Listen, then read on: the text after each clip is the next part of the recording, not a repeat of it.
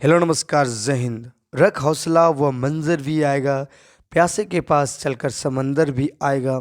थक कर न बैठ ए मेरे मंजिल के मुसाफिर, मंजिल भी मिलेगी और मिलने का मज़ा भी आएगा। जी हाँ, नमस्कार साथियों, मैं हूं दया और पुनः स्वागत है आपके अपने यूट्यूब चैनल सर्वविद्या एमसीक्यू भागलपुर में।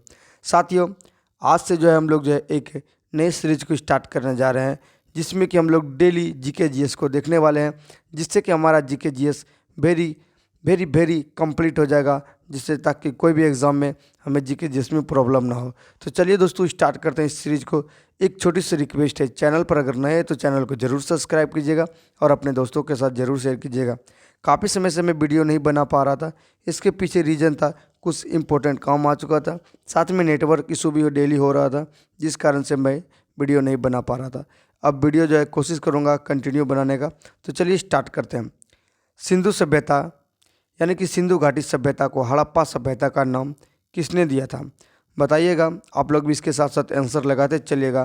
तो ये जो नाम दिया था साथियों, वह साथियों किसने नाम दिया था? तो मार्शल ने नाम दिया था। कौन मार्शल? तो इसको जो कहा जाता है कि यह मार्शल जो थे, महानिदेशक सर जॉन मार्शल के निर्देशन में जो है 1921 में दयाराम साहनी ने जो है क्या किया था, वहाँ पर खुदाई किया था, जिस कारण से सिंधु घाटी सभ्यता को हड़प्पा सभ्यता का नाम मार्शल को जाता है। अगला प्रश्न आपका है, पानीपत का तीसरा युद्ध कब हुआ था? तो पानीपत की प्रथम युद्ध जो हुआ था वो 1526 में हुआ था, बाबर और इब्राहिम लोदी के बीच। किसके किसके बीच हुआ था? बाबर प्लस इब्राहिम लोदी के बीच, ये आपको याद रखना है। साथ में जो तीसरा युद्ध हुआ था 1761 में हुआ था। तीसरा युद्ध कब हुआ था? 1761 में हुआ था। किसके किसके बीच? तो मराठा प्लस अहमद शाह अब्दाली के बीच। किसके किसके? मराठा तथा अहमद शाह अब्दाली। कौन साथियों? अहमद शाह अब्दाली, याद रखना आपको, मराठा प्लस अहमद शाह अब्दाली, जिसमें कि क्या साथियों, मराठों की पराजय हो गई थी। क्या मराठा जो इसमें पराजित हो गया था? क्या साथियों? मराठा जो पराजित हो गया था। चलिए अगले प्रश्न पर। अगला प्रश्न आपका है, आप लोग फटाफट इसको लाइक कर दीजिएगा और अपने दोस्तों के साथ शेयर जरूर कीजिएगा। विक्रमशिला विश्वविद्यालय की स्थापना किसने किया था? तो विक्रमशिला विश्वविद्यालय की जो स्थापना किया था ये धर्मपाल ने किया था। ऑप्शन नंबर सी के साथ चला जाएगा, धर्मपाल ने किया था। ये विक्रमशिला विश्वविद्यालय आपके भागलपुर के कहलगांव जो है, भागलपुर जो होता है पड़ता है, भागलपुर के कहलगांव में जो पड़ता है, जिसको कि हम लोग जो है जानते हैं कि ये धर्मपाल ने बनवाया था। चलिए, मगध का पहला शासक कौन था? मगध का जो पहला शासक पूछा जा रहा है, बताइएगा। मगध का पहला शासक कौन था? तो मगध का पहला शासक इसमें जो है इस ऑप्शन के अनुसार बिंबिसार था। कौन था साथियों? बिंबिसार था। ऑप्शन नंबर ए आ जाएगा आपका राइट आंसर, बिंबिसार। चलिए अगले प्रश्न पर चलते हैं। भारत से बड़े कुल कितने देश हैं? तो भारत से जो है कुल जो है देश है वो 6 बड़े देश हैं। वो भारत से बड़े कौन कौन से देश हैं? तो पहला नंबर में रूस है, दूसरा नंबर में कनाडा है, तीसरा नंबर में चीन है, चौथा नंबर में अमेरिका है, पाँचवा नंबर पे ब्राज़ील है और छठा नंबर पे ऑस्ट्रेलिया है। तब जाके जो है 7वें नंबर पे हमारा भारत आता है। ये भी सवाल पूछा जा सकता है कि जो है हमारा जो देश है सबसे बड़ा में कितने नंबर पे आता है? तो 7वें नंबर पे आता है और 6 हमसे जो है बड़ा देश है। ठीक है साथियों, याद रखिएगा।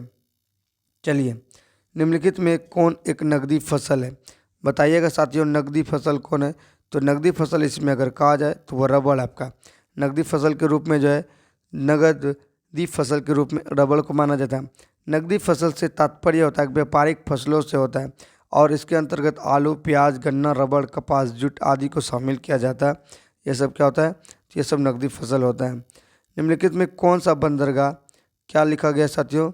तो ज्वार नदमुख पर स्थित है। कौन सा बंदरगाह जो है ज्वार नदमुख पर स्थित है? इसका जो राइट आंसर हो जाएगा साथियों वो हो जाएगा मोरमू गांव। हो जाएगा मोरमू गांव, ऑप्शन नंबर बी के साथ चला जाएगा। मोरमू गांव बंदरगाह जुबेरी मोहने के प्रवेश द्वार पर स्थित है। गोवा का एक महत्वपूर्ण बंदरगाह है। ये कहाँ का है?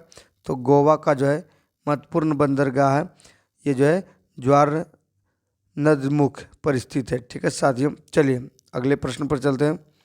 अगला प्रश्न है, भारत में राज्यों के भाषा के आधार पर पुनर्गठन किया गया। कब किया गया था साथियों? तो भाषा के आधार पर जो किया गया था, कब किया गया था बताइएगा फटाफट से, कब किया गया था? इसका राइट आंसर हो जाएगा साथियों ऑप्शन नंबर सी।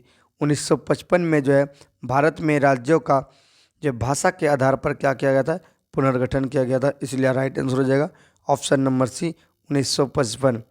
चलिए अगले प्रश्न पर, संसदीय सरकार में कार्यपालिका की वास्तविक शक्तियाँ किस में निहित होती है? तो बताइएगा फटाफट से।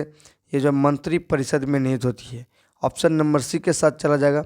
मंत्री परिषद में क्या होता है, संसदीय सरकार में कार्यपालिका की वास्तविक शक्तियाँ मंत्री परिषद में निहित होती है। चलिए अगले प्रश्न पर चलते हैं। अगला प्रश्न आपका है, भारतीय संविधान में नीति निर्देशक तत्व किसके लिए है? नीति निर्देशक तत्व जो है किसके लिए है साथियों? तो ये नीति निर्देशक तत्व जो है साथियों वो सरकार के लिए। किसके लिए? सरकार के लिए। भारतीय संविधान के अनुच्छेद जो है 36 भाग जो है अनुच्छेद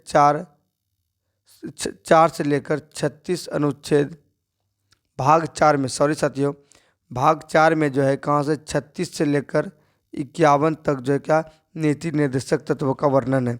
याद रखिएगा भाग 4 में जो है 36 से 51 तक जो अनुच्छेद है इसमें क्या नीति निर्देशक तत्व जोड़ा गया है। चलिए अगले प्रश्न पर, संप्रभुता का शब्द सर्वप्रथम प्रयोग किसने किया था? तो ये संप्रभुता शब्द का जो प्रयोग किया था सर्वप्रथम वो क्या था? बोंदा द्वारा। किसके द्वारा? बोंदा द्वारा जो है प्रयोग किया गया था। ये जो फ्रांस के जीन बोंदा से प्राप्त हुआ था, जिसमें क्या होता है 1576 में प्रकाशित पुस्तक sir books on the Republic में एक फ्रेंच शब्द सार्वेंटी का प्रयोग किया गया था। ठीक है साथियों, ये मुख्य रूप से याद रखना, बोंदाम द्वारा किया था। बोंदाम द्वारा जो किया गया था संप्रभुता का सर्वप्रथम प्रयोग।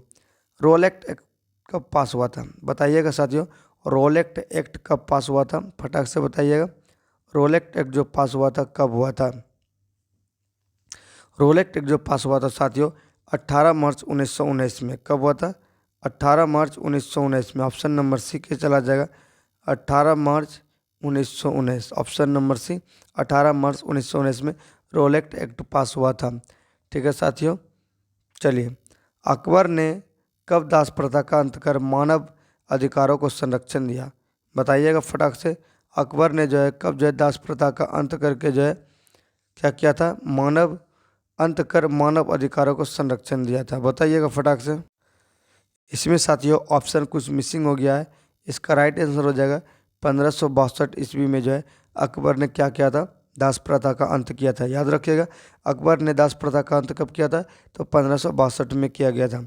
चलिए मृदा संरक्षण के लिए सबसे उपयुक्त तरीका क्या है? तो मृदा संरक्षण के लिए जो सबसे उपयुक्त तरीका है वह क्या है साथियों? वह है आपका वन रोपाई, सिंचाई या फिर शस्य क्रमण या फिर समोच्च रेखिक कृषि। बताइएगा फटाक से क्या है मृदा संरक्षण के लिए सबसे उपयुक्त तरीका? इनमें से जो हो जाएगा साथियों ये भी होना चाहिए और ये भी होना चाहिए, लेकिन मूल रूप से सबसे ज़्यादा जो है वनारोपण क्या होता है? वन को लगाकर जो है मृदा संरक्षण किया जाता है, इसलिए ऑप्शन नंबर ए के साथ चला जाएगा। नगरीय और ग्रामीण बस्तियों में मुख्य अंतर है। तो नगरीय और ग्रामीण जो होता है इस बस्तियों में मुख्य रूप से अंतर क्या होता है इसको बताइएगा। तो होता है क्रिया। क्या होता है? क्रिया यानी कि फंक्शन का जो है अंतर होता है। क्या होता है? फंक्शन का। यानी कि ग्रामीण बस्तियों में सामान्यतः प्राथमिक कार्य होते हैं, जबकि नगरीय बस्तियों में द्वितीयक कार्य, तृतीयक एवं चतुर्थक प्रकार के कार्य संपन्न होते हैं। यानी काम जो होता है वहाँ पर करने वाले, जैसे नगरीय क्षेत्र में क्या होता है तो वहाँ पर जो है सेकेंडरी, टर्सरी ये सब का काम होता है और चतुर्थक प्रकार के होते हैं, लेकिन गांव में होता है प्राइमरी जो कि होता है प्रथम, यानी कि कृषि से संबंधित जो है कार्य होते हैं। तो आज की वीडियो में बस इतना ही, मिलेंगे नेक्स्ट वीडियो में। अगर चैनल पर नए हैं तो चैनल को ज़रूर सब्सक्राइब कीजिएगा और अपने दोस्तों के साथ ज़रूर शेयर कीजिएगा, सपोर्ट कीजिएगा। मिलेंगे किसी नेक्स्ट वीडियो में, तब तक के लिए सभी को जय हिंद, जय भारत, वंदे मातरम।